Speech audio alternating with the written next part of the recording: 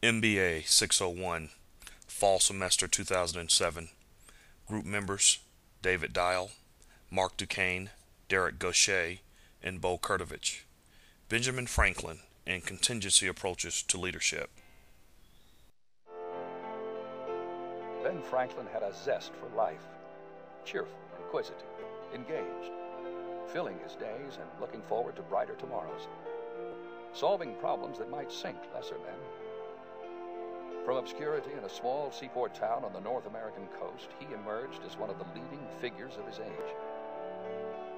Anecdotes featuring his probity and wit were passed along like little treasures. Artists clamored for the opportunity to paint his portrait or sculpt his features. To a world which thought of Americans as crude, he presented an example of sophistication and wit. To those who saw Americans as being as savage as their rough frontiers, he brought an image of civility and science. His life reads like an allegory of the self-made, self-educated, self-motivated man. He did so much in so many distinctive arenas. The different biographies of the man as publisher, civic leader, scientist, as politician and statesman, as author, as 18th century wit, can and have been written. Whatever his virtues and whatever his flaws, Benjamin Franklin redefined what it meant to be an American to an entire world.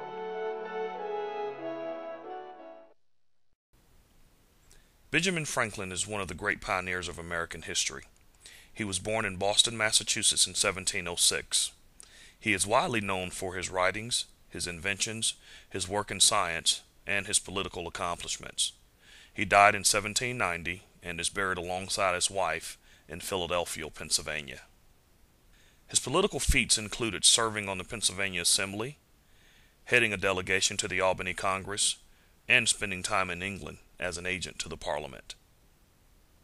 After completing his service in England, he returned to Philadelphia, where he continued his public service to the citizens of the state of Pennsylvania.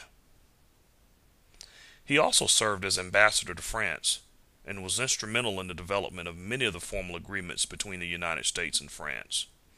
Benjamin Franklin served domestically and abroad in many capacities. He was effective in his many roles because of his leadership style. Benjamin Franklin demonstrated an approach to leadership which can best be described as a contingency approach. So what is this approach? The contingency approach was developed after several failures to find universal leadership behaviors or traits that consistently characterized effective leaders. It is an approach that examines the characteristics of leaders and followers along with the interaction between the two groups. The contingency approach takes a look at the situations and conditions that are present as well as the actions of the leader in response to those conditions. The two primary categories of leadership behavior that can be applied to different situations are task behavior and relationship behavior. Leaders who are high in task orientation tend to plan short-term activities, monitor performance, and clarify tasks and objectives.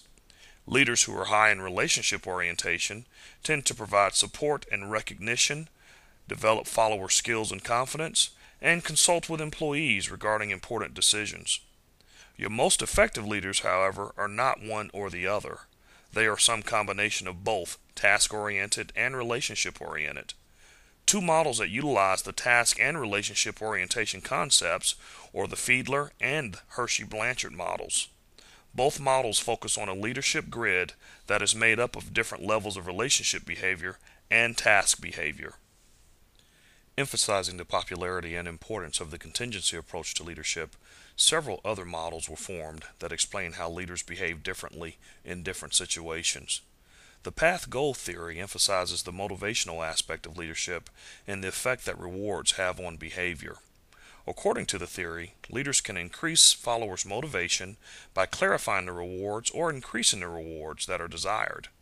Also stemming from the path-goal theory are two important situational contingencies: the personal characteristics of group members and the work environment itself. These two contingencies will impact the interaction between a leader and followers. A third, and no less important contingency theory is the Vroom model, which is similar to the previous two models but specifically focuses on the varying degrees of participative leadership. The underlying assumption made by the room model is that leaders face problems that require a solution, and these problems can either be faced by a leader alone or through the joint efforts of the leader and the followers. Some of the more recent theories examining contingency leadership have proffered the thought that leadership really does not matter. These theories support the concept that situations in which leaders often find themselves can be so powerful that they actually neutralize the need for leadership. This theory on leadership categorizes situations into two distinct categories. Situational variables either substitute for or become neutralizers of leadership. Situations that are substitutes for leadership make the leadership unnecessary or redundant, while situations that are neutralizers of leadership counteract the leadership approach and prevent leaders from displaying certain behaviors. Benjamin Franklin displayed a contingency leadership style at a very early age. At the age of 15, he was already a well-known publisher, publishing newspaper columns that became the subject of conversation around town. By the age of 21, he was creating a discussion group made up of like-minded artisans and tradesmen who focused their efforts on self-development as well as improving their surrounding community. Franklin was very cognizant of the group that he was entertaining and the purpose for which they were formed. He wanted to address the issues of the day in Philadelphia.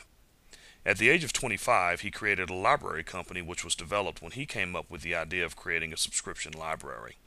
Once again, he was demonstrating contingency leadership by helping distribute information to others to educate them and enable them to respond to the external forces in their environment.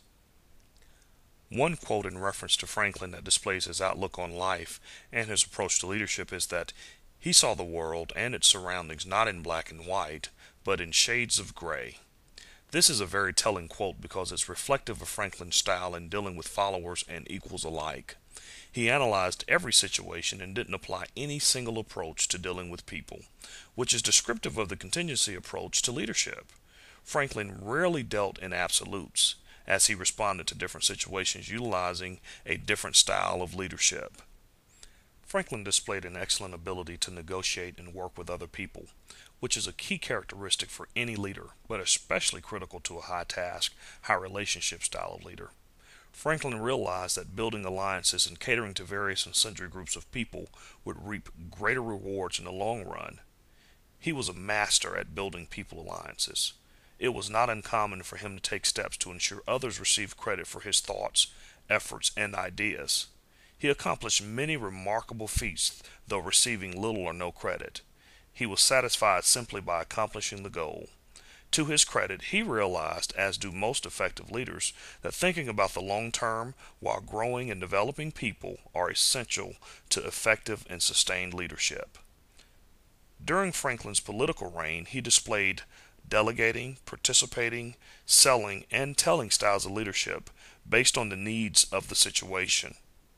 He also displayed a leadership style encompassing the full spectrum of decide, consult individually, consult group, facilitate, and delegate.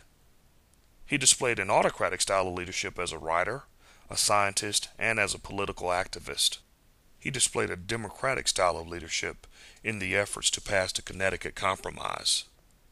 One of Franklin's notable quotes was that declarations of a fixed opinion and of a determined resolution never to change neither enlighten nor convince us. He lived for new ideas and was open to new ways of looking at the world. This was evident both in the numerous inventions that he created as well as his approach to dealing with people.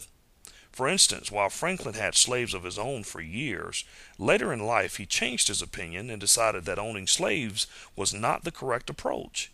He was willing to change his outlook and showed adaptability by changing his routine.